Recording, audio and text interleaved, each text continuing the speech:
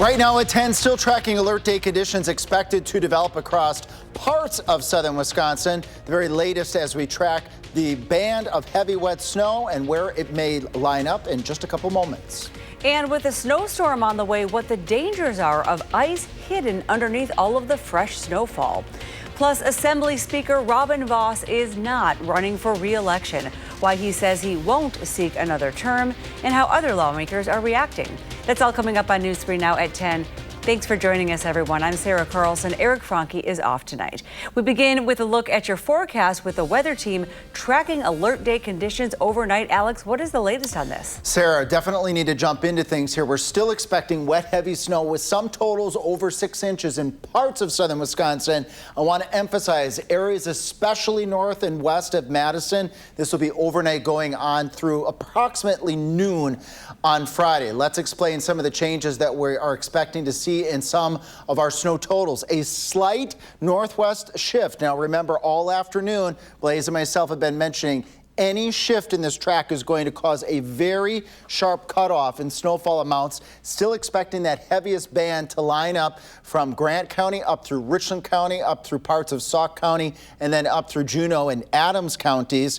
Areas to the south and east towards Madison, Dane County, we are right in the crossroads of that sharp cutoff where parts of the northwest half of the county may get 3 or so inches of snow, perhaps 2 here in the city, and then you go down south and east towards Edgerton and heading down towards Janesville, perhaps only an inch of snow. Again, a very sharp cutoff on the northwest part of this band and especially on the southeast part of this band as well. Let's track it right now with Future Track. Rain still at 12:30 in the morning in Madison. That mix to the north and west out towards Viroqua, Richland Center, and Camp Douglas. As we move towards 2 a.m., still rain in Madison. Perhaps a little bit of snow trying to mix in with the snow over parts of Crawford County, Richland County, Sauk County, Juneau, and Adams counties. Then it changes all over from I-39. That's the Dells to Madison, down towards just west of Janesville by the time we start the rush hour on Friday morning. And then that quickly sweeps through. So a couple of hours of snow from Madison and areas to the east by the time we get after 10 o'clock and head towards noon. It's all off towards the north and towards the east. When I come back in just a little bit, there's more than just the heavy snow that we're tracking for parts of southern Wisconsin. We need to talk about the wind as well. That's coming up in just a little bit. Sarah? All right, thank you, Alex.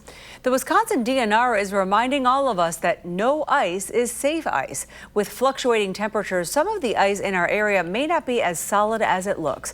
Our Madison Rosen has more. As temperatures fluctuate between the 20s and the 50s, ice conditions can change rapidly, and what seems safe may not be.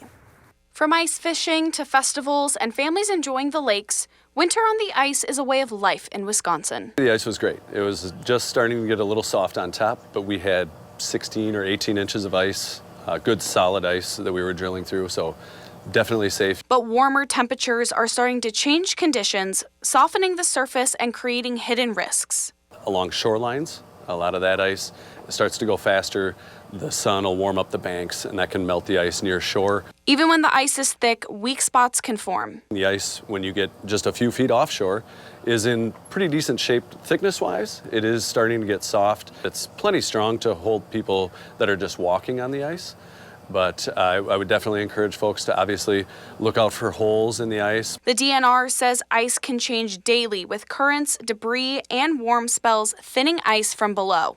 I absolutely 100% agree that no ice is safe. That's why experts say to come prepared and never go out alone. When you're dealing with a warm-up like we've just had that can get covered with a thin layer of snow, it's hard to see that sketchy ice. I would just encourage folks that head out to make sure that they're not the only ones out on the ice. Never go out by yourself. Reporting in Madison, I'm Madison Rosen, News 3 Now.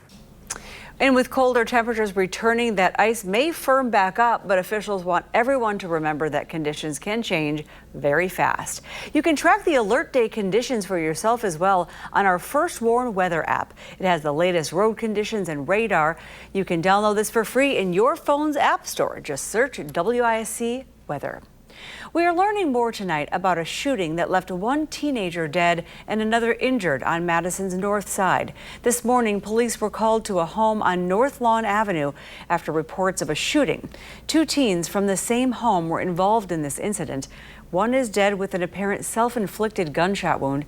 The other is at a local hospital in critical condition. This is a particularly tragic incident. It involves teenagers. It involves people that know one another. And unfortunately, it involves people who were in the residence at the same time who are now dealing with, frankly, a lifetime of trauma. Madison police say there is no threat to the public, and we will bring you more updates on this case as soon as they come in. Police are searching for a woman right now who left a group home in Madison. Catherine McIntosh, you can see a photo of her here, was last seen yesterday near the intersection of Park Edge Drive and Gammon Lane. She was wearing at the time a blue hooded sweatshirt, red pants, and carrying a black blanket. Anyone with information on her whereabouts is urged to please contact Madison police. And the vice president of the Madison School Board is officially charged for an incident police say happened back in December of last year. Prosecutors have charged Maya Pearson with resisting or obstructing an officer and disorderly conduct.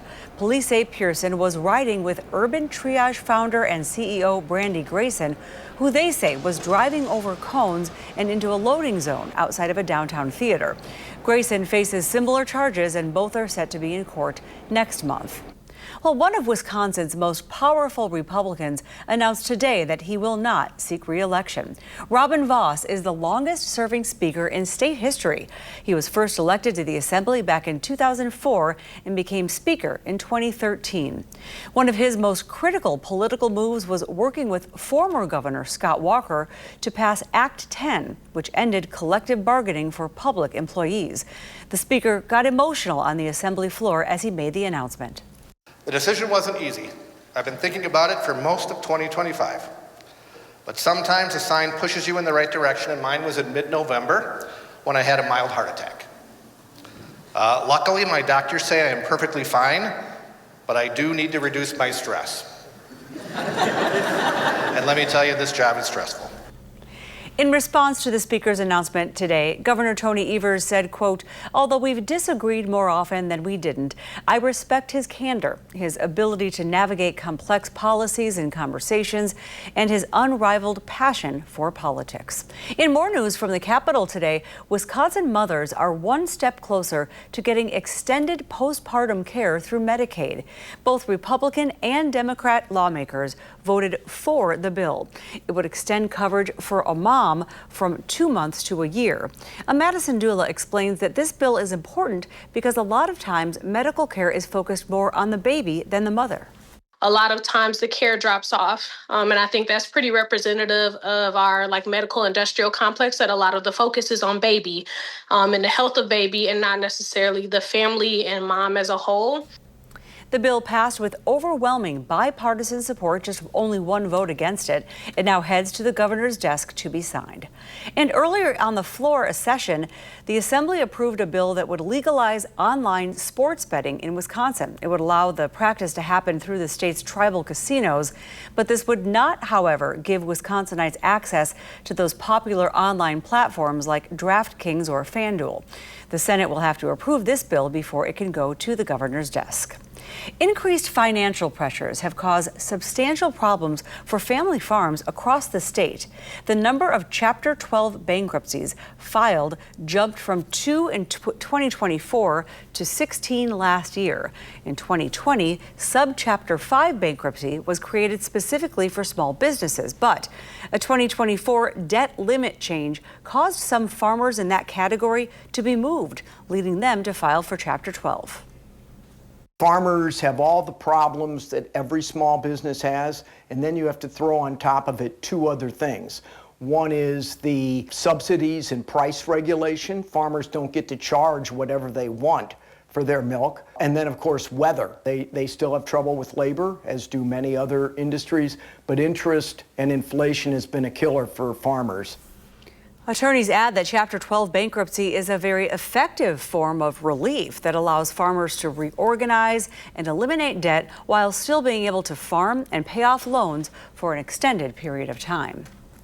Oregon high school students are getting ready to put on the musical Kiss Me Kate. The production features more than 80 students across the cast, crew, and pit orchestra. This collaboration brings the romance between Lily Vanessa and Fred Graham to life in this classic play within a play comedy musical. I'm just really excited to be able to, interact with all these people. I think I have a lot of great interactions with all these characters, and I think especially like the gangsters, and that's just all really fun, and I'm just really excited for people to see it. The play runs from tomorrow through Sunday. Tickets are $15 for adults, $12 for seniors, and $10 for students and children. They can be purchased in advance at the Oregon Performing Arts Center's website. And Summerfest has announced its lineup of performers for 2026. This year's festivities will be spread out over 3 weekends, so mark your calendars, everyone. June 18th to the 20th, the 25th to the 27th, and then again in July from the 2nd through the 4th. Headliners for the first weekend include Megan Maroney and Don Tolliver. Ed Sheeran and Post Malone will perform the second weekend, and final weekend will feature Flo Rida, among others. Now, if you're interested in purchasing tickets, you can go to summerfest.com. Next at 10, Alex tells us about the alert day conditions coming our way. And tensions continue to rise in the Middle East. The new timeline from President Trump for when Iran's nuclear program should shut down.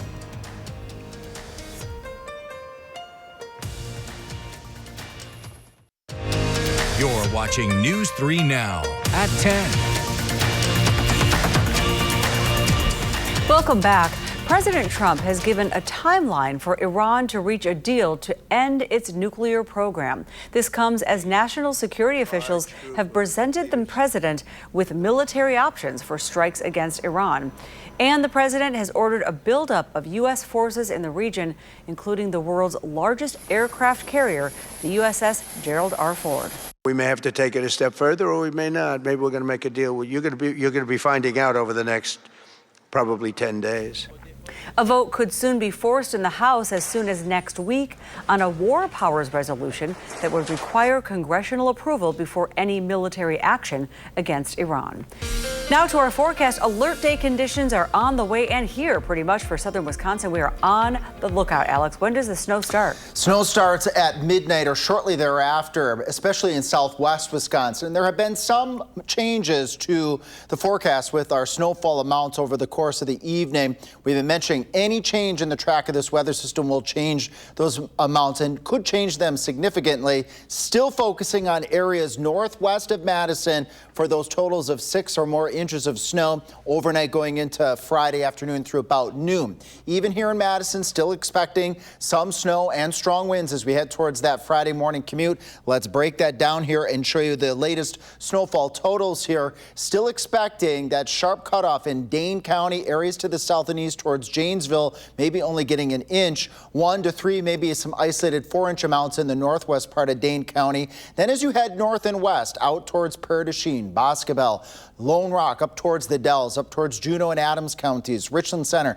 That's the area, the zone that likely will see that 6 to 8-inch band with some slightly higher amounts possible in that band as well. So just a slight northwest shift in our snow track here with a very sharp cutoff, as we were mentioning, all afternoon and evening from Madison and areas off towards the south and towards the east. We see that with future track rain and a couple thunderstorms shortly after midnight, mixing with that snow over parts of southwest Wisconsin by the time we get into that 2 to 3 a.m.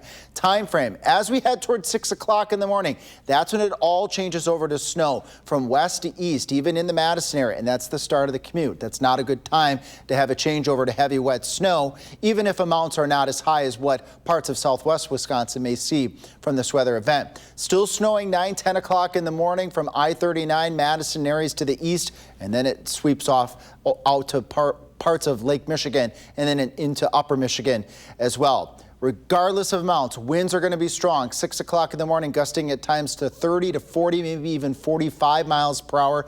Even at the tail end of the commute, strong winds of 40 miles per hour and staying gusty throughout the day.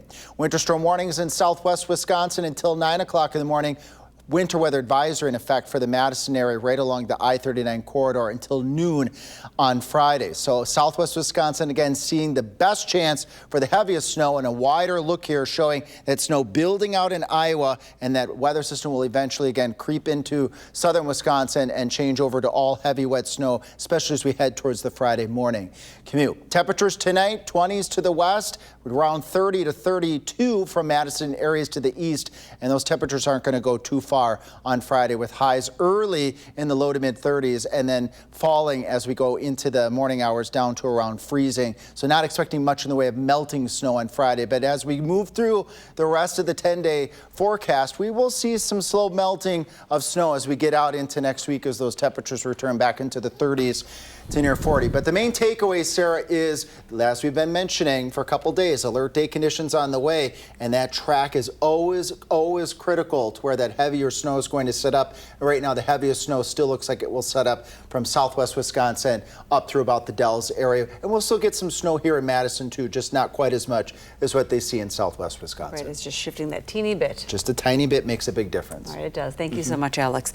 Well, the search is on for the Green Bay Packers to find a new special teams coordinator. News 3 Now's senior Packers writer Jason Wilde tells us what advice Rich Bisaccia has for his successor. The Packers' search for their next special teams coordinator is already underway. 2 days after Rich Bisaccia, after 4 seasons in that role and as the team's assistant head coach, announced that he was stepping down and would not return for the 2026 season. Now, the timing of that is not ideal. Happening 38 days after the Packers season ended means they missed out on a number of candidates that have found jobs elsewhere. But whoever they wind up with, I was reminded of something that Bisaccia said during the season about the challenges of delivering a high-quality special teams group amid the criticism that is automatic when it comes to that position. I just like to think we're still going to always be a work in progress. I've always told you guys special teams is one play. And that one play magnified over, a period of time, it's a big play in the game. We don't get those 72 or 68 plays. We're getting anywhere from 23 to 33 plays right now in the game. And if you have one big gaffe or two, that affect the game. And it just gets magnified. Packers coach Matt LaFleur has already scheduled multiple interviews with candidates. We have full coverage of the search and everything else you need to know about the Packers offseason on our website, channel3000.com. And while you're there, remember to sign up for our Packers newsletter, which delivers our coverage directly to your inbox. In Green Bay, Jason Wilde, channel3000.com. Thanks so much, Jason. And now we're turning our attention to hockey. Yeah, so much of it going on today. We'll start with the Wisconsin men's hockey player coming up in sports who gave up his first love and got it back in the process. Next on News 3 Now.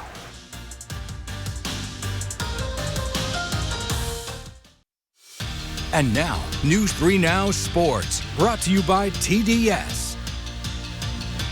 Risking it all by quitting something that you love might just be the scariest move you ever make. Yet Wisconsin men's hockey's Ryan Botterill shows that if you chase your dreams, the universe has a way of meeting you halfway. Options can be life's biggest blessing and its biggest challenge. I decided to play baseball originally, so I quit hockey. When he was 10 months old, Ryan Botterill's first word was ball. And from that point on, he was 50-50 between ball and puck. In the winter, it was always hockey. I always wanted to play in the NHL. And then in the summer, I wanted to play baseball and play in the MLB. So it was always back and forth. But when the Manitoba native finished high school, he had to choose. And he chose baseball, moving 1,000 miles away from home to Alberta to attend a baseball academy. That was right around the time of COVID. So we weren't playing hockey, and I was just playing baseball. And then I played baseball for about a year, didn't play hockey. And then I kind of decided that I wanted to go back to hockey, and I really wanted to give hockey a shot. Saying he couldn't live without hockey. When I was playing baseball, I went and watched a couple hockey games, and it was just like crazy how much I missed it.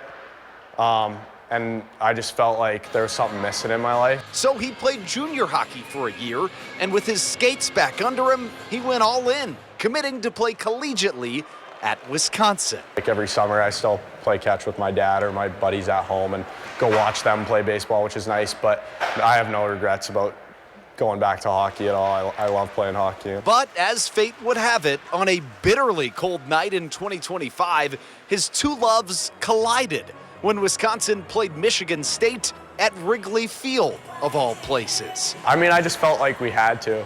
Like, you have to play catch if you go to Wrigley. So, I mean, a couple of guys were like, let's go play catch. And I was like, I want to hop out on the mound. I think that would be cool. Realizing that sometimes you don't have to choose just one love. Being at Wrigley was very cool. Like, I remember watching the 2015 World Series when the Cubs won, and that was crazy. So even just thinking of that, like that was being played on that field that we were going to play a hockey game was cool. And then always like the Winter Classic, that's super cool event. So that was a really cool experience. Well, there wasn't any other hockey news today, was there? But seriously, what a game in Milan. And a huge congratulations goes out to the 6 Wisconsin Badgers, 4 current, 2 former, on Team USA's women's hockey team who defeated Canada, winning the gold medal in an incredible, incredible game today. The fun, though, doesn't stop there. As we look at some of those gold medal photos, we will air the WCHA tournament, or the final face-off, semifinals, and the final on our sister station, Television Wisconsin, free and over the air in a game that'll almost certainly feature the Badgers. That's on channel 3.2. To the baseball diamond, where the back-to-back reigning National League Manager of the Year is here to stay. The Brewers signed Pat Murphy, who was entering his final year of his contract, or was, to a 3-year extension. And we are very happy to see him sticking around. As for Alex, I see him right there. He's not going anywhere, at least for the next couple minutes. He'll give you a final check of that forecast when we come back. New tonight. I've been losing my voice all week. It's almost all back, but the rest of it is available on YouTube. Colbert's All New with Melissa McCarthy. CBS Tonight. So a tough alert day you've been tracking here. Very much so. Very sharp cutoff in snowfall in that Dane County, right in the middle of that cutoff. Best chances, though, for that heavier snow will be in southwest Wisconsin, Prairie du Chien, up through Richland Center, up through areas up west of the Dells, up into Juneau and Adams counties. I don't want you to let your guard down, Dane County, and areas with that Friday morning commute. It doesn't matter if it's an inch in Janesville, a few inches in Dane County, or that 6 to 8 in southwest Wisconsin. We're going to have winds to 40 miles per hour tomorrow morning. And that's going to cause reduced visibility, so take it easy. All right, thank you, Alex, and stay tuned to our weather team. Thanks for watching News 3 Now at 10. The Late Show with Stephen Colbert is up next. Have a great night.